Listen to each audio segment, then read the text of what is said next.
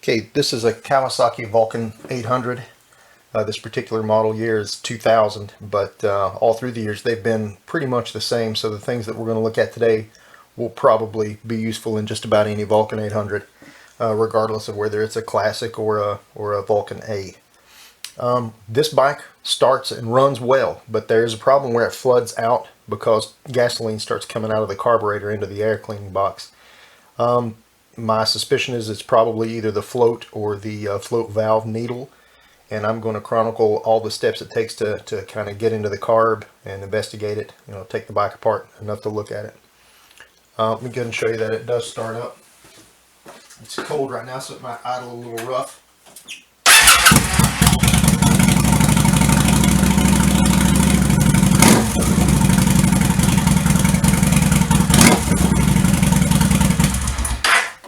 So it actually runs well, very responsive, but I'll show you the trouble with it in just a little bit. But the first thing we're going to do is take the seat off and disconnect the battery. That way we're sure that we don't create any electrical problems for ourselves while we're working on it. Okay, to remove the seat, it's really simple. There's just this one bolt holding it on and a tongue in front. So we're just going to loosen this up. On mine it's a 8mm socket.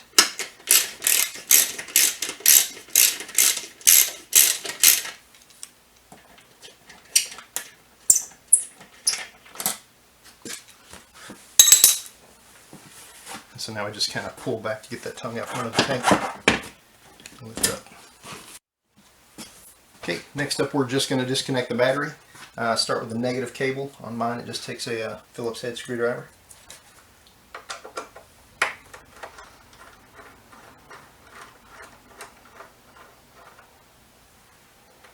You want to be careful if your battery has an anchor nut in the post not to lose it. I just pull that cable out of the way so that it isn't making contact with any metal, and then I put my bolt back in to the nut so everything stays put.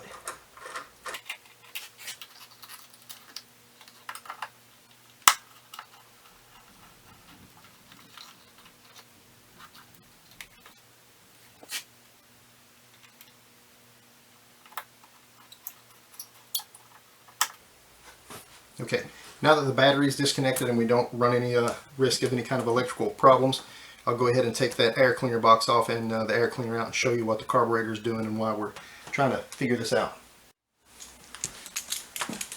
Okay, to take the air filter cover off, it takes a 10mm socket. I'm pretty sure everything inside of here is 10mm also.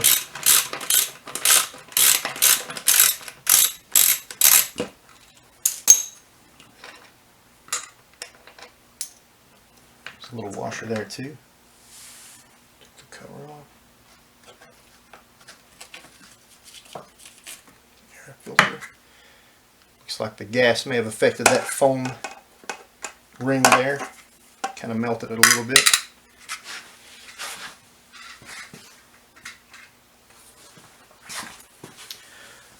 Okay, I may have to take the camera off the tripod to really show you this.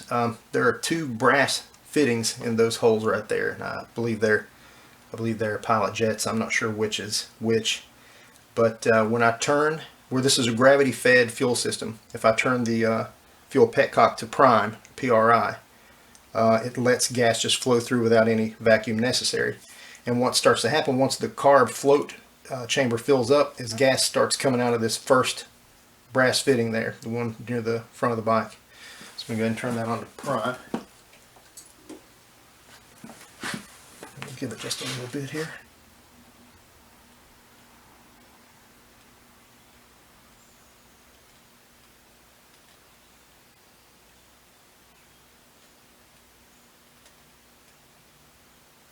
Okay, that's interesting. It looks like it's not going to actually overflow this time, and it has been an intermittent problem, which makes me think that it's not actually the float, but it's probably the way that the valve needle is seating, because sometimes apparently it's not allowing fuel to pass through, which is what it's supposed to do.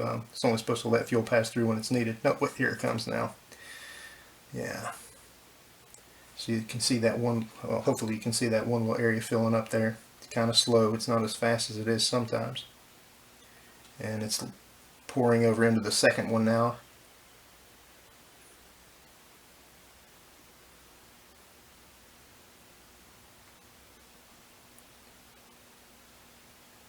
And what this eventually does is just flood the bike out. The airbox gets a bunch of gas in it. It can't breathe right.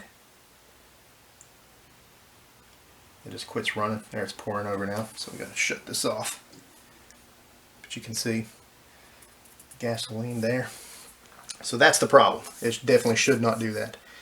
So that carb is full now, so I'm going to go ahead and take this plastic mount off for the air filter right here too. Have to take the tank off. Have to loosen the throttle cables and get them off of the carburetor also, so we can get everything off. But the first thing I'm going to have to do now that the carb is full of gas is I'm going to drain it, and I'm going to drain the tank. Okay, in order to get ready to remove the gas tank, the first thing I'm going to do is take the dash off. The first thing to take the dash off is to remove these 3 little bolts right here, and they use an 8mm socket also, just like to get the seat off.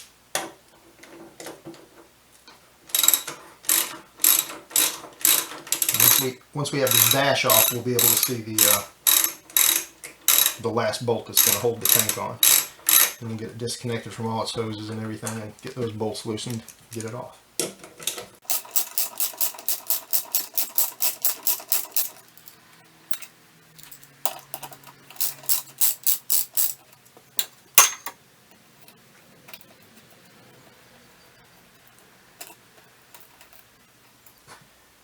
Okay, I wanted to put something down over the tank here so I don't scratch it up.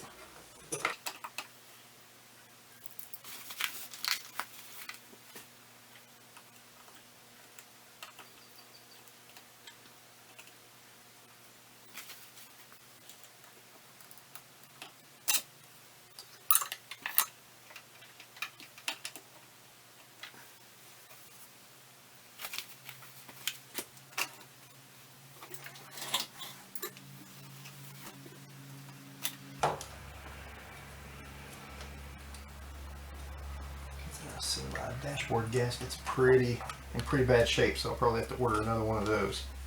Looks like it's dry rotted and split. So that's not good. So I have to be really careful with my tank here that I don't scratch it. There is a knurled little tightener here on your speedometer cable. That's going to have to be loosened before you can get the dashboard on off. And it should be just hand tightened, but if not, you may have to use a pliers.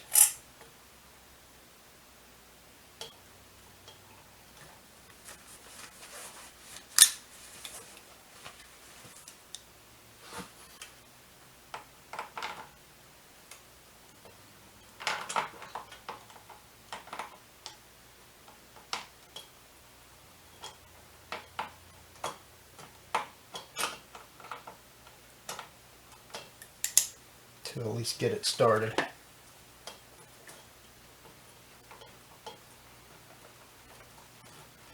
There isn't a lot of room to work there, so it just kind of takes some patience.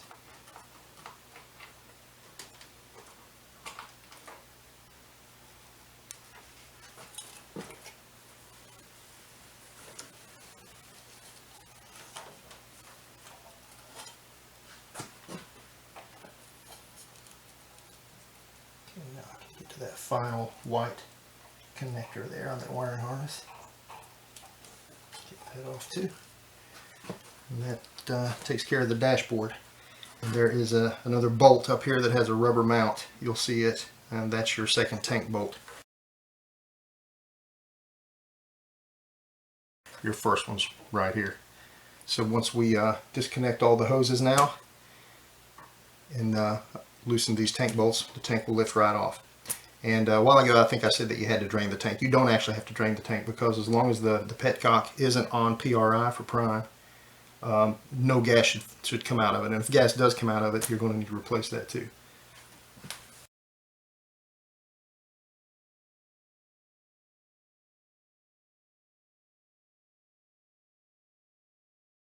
Okay, I have my fuel line and my vacuum line unhooked from the fuel petcock on this side. And it turns out that my fuel was actually leaking a little bit. There's a little drip leak there, so I went ahead and drained the tank, and that's something else I guess I'll have to replace during this project. So now we're going to remove the gas tank bolts. They take a 12mm socket, One's right here on the tongue of the tank, and there's one down in inside the tank here where the dashboard was covering. So let us loosen these out.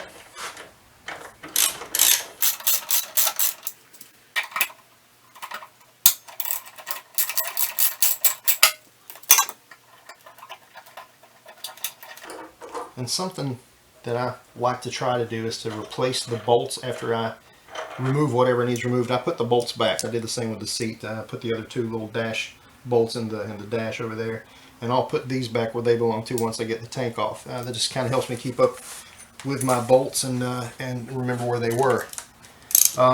There's one other hose that's going to need disconnected from the gas tank. It's underneath this right side over here. This is not a California model motorcycle. If it was, I believe there's actually another hose that on the other side of the tank also. But there's just a little rubber hose that runs underneath the gas tank here, and it's also held in place by a little metal tab under the tank. It just pops out of the metal tab, and it just pulls off of the tank. Just a little hose. So now this tank should just lift right off. Okay, the next thing that we're going to take off is this air box here and the air filter housing back plate here. And everything on this takes a 10mm socket.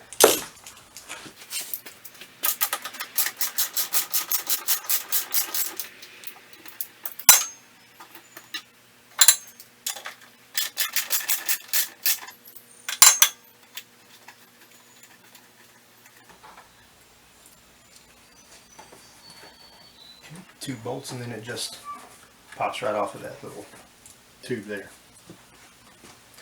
Set this down here for right now. Replace these bolts so that I don't lose them.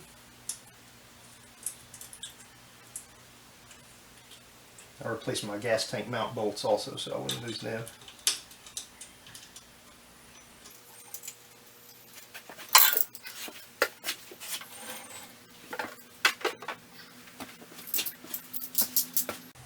Okay, there's two bolts holding this on too, one there and one over there.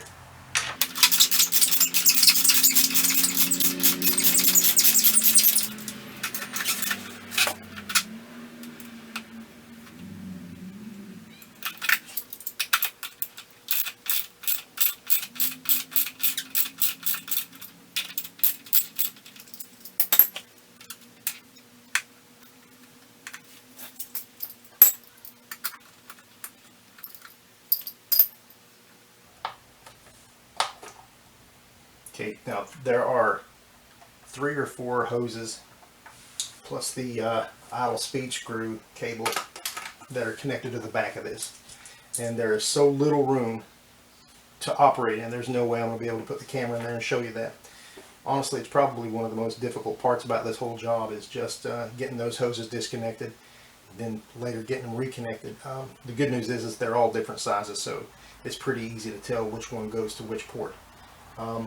But I'm just going to have to get in there and take those off. I don't think there are any tightening clamps. I think they're just all pinch clamps that hold them on, so I'll just have to get my wire pliers and pinch those and slide them back and then finagle the hoses off.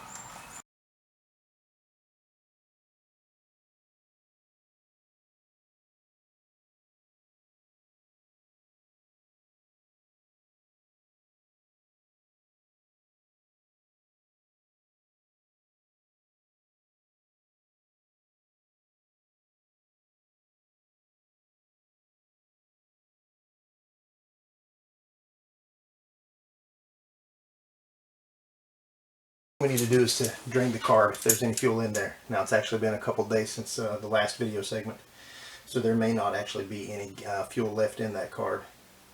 Also, my wife's giving piano lessons upstairs, so enjoy the free piano music if you can hear it. This little brace is held on by two bolts. Each of them take a 10mm socket to remove. And I went ahead and replaced the bolts that were keeping the back plate of the air filter casing on. Let's remove these. Okay, to drain the carb, all you have to do is loosen that little screw right there. It takes a 3mm hex tip, And you probably want to attach a hose to where the fuel's actually going to come out of, which is right here at the bottom. That way you can channel that gas where you want it to go.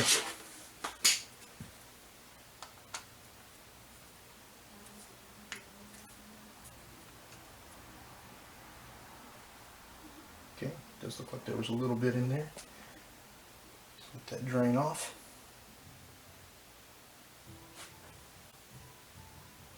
Okay, looks like it's finished. Just tighten that back up. You don't want to super tighten that, but you definitely want to make sure it's snug. Okay, to start removing the carb, what we're going to do is we're going to unhook these two hoses first. I believe this is a vacuum hose, and I believe this hose here actually just vents out under the rear fender there somewhere under on the side here. And of course we're going to remove the fuel line, and we're going to loosen a very hard to get to clamp back here to get the carburetor to move a little bit, and finally we'll take the throttle cables off of it. Before we can actually remove the throttle cables, we're going to have to loosen those cables from the throttle, so we'll do that in a separate segment. But right now, let's just go ahead and start getting these hoses off. I believe this one just kind of pops off. Yeah. Just kind of remember where they go. Again, you can color code those with colored tape if you have that.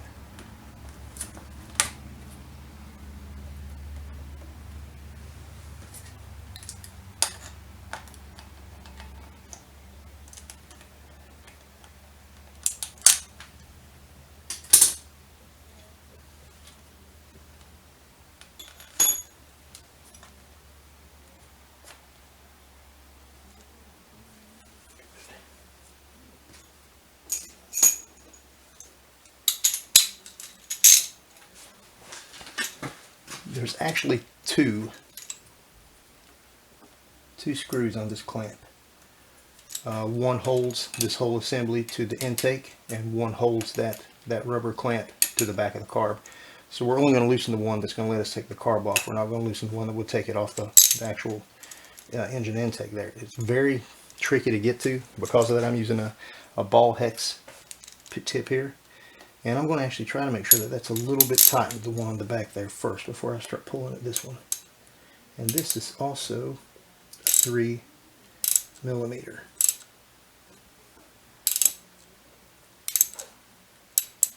This needs to be pretty snug. You want it, again, super tight, but you do want it snug. Let me start loosening this one up if I can get it to bite.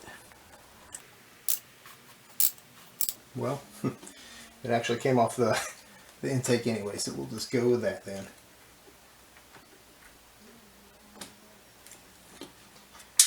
Okay, next up we'll have to remove this. This is we'll have to remove this choke also. I'll go ahead and do that.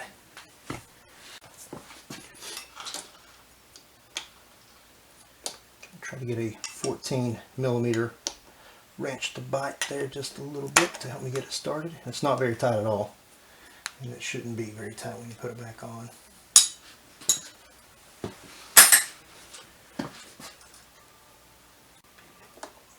There we go. Try to leave that pointing upward so that it doesn't fall out. Okay, I may have to change my angle here a couple times. I'm going to try to work left-handed to show you how to get this these throttle cables out up here. First we just have to loosen the housing. There's 2 screws to that, one up top here, and one underneath.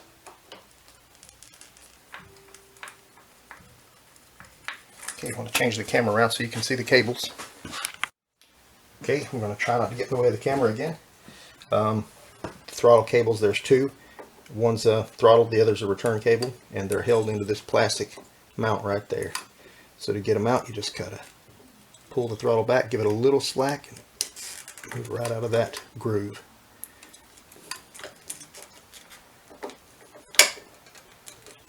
Kind of pull that out a little bit to get to the other one. Same principle though. Now those throttle cables are going to give you some slack, so that you can actually get them off the carburetor. Okay, so the same way that we got the cables off of the throttle up there, we're going to take them off down here from the carb. This has spring in it, so you just give it some slack again. Pull that cable end right out. Same thing on this side. A little slack.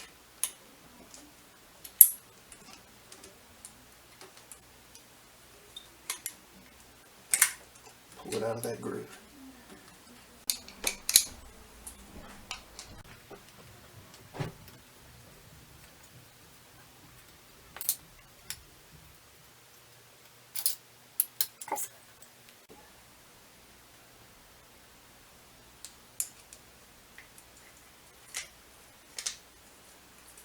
Screw back there so we keep up with it.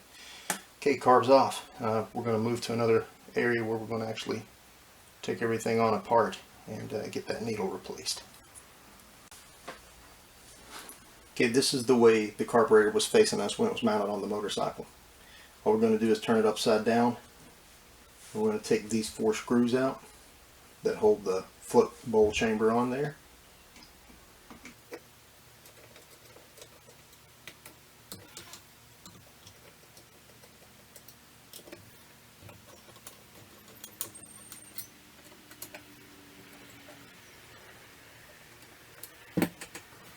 As I take things off of here, I like to keep the same orientation that they had when they were mounted, just to keep me from getting confused in case it turns out to be important.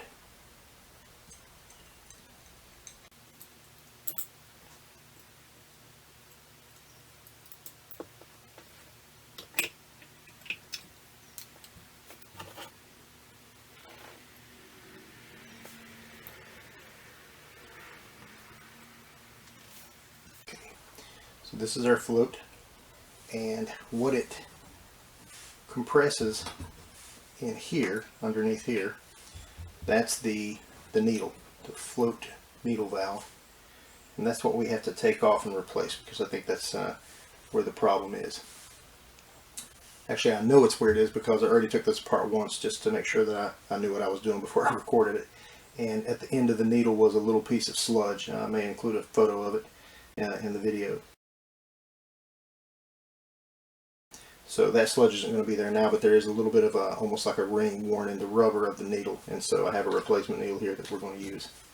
Okay, there's a little metal dowel that keeps this float on right there where it hinges, and in the service manual it says to tap it out from the left with the carburetor oriented like this. So that's what I'm going to do.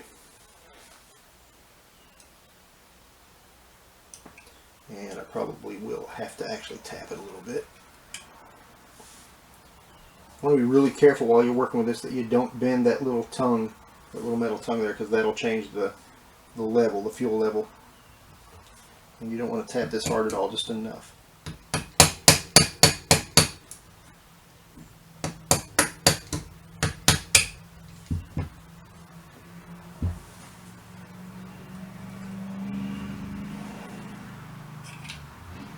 There's the dowel, keep its orientation also.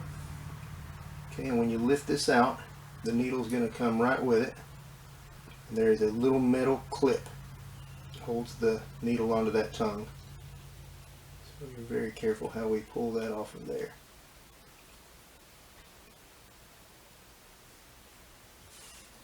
There it is.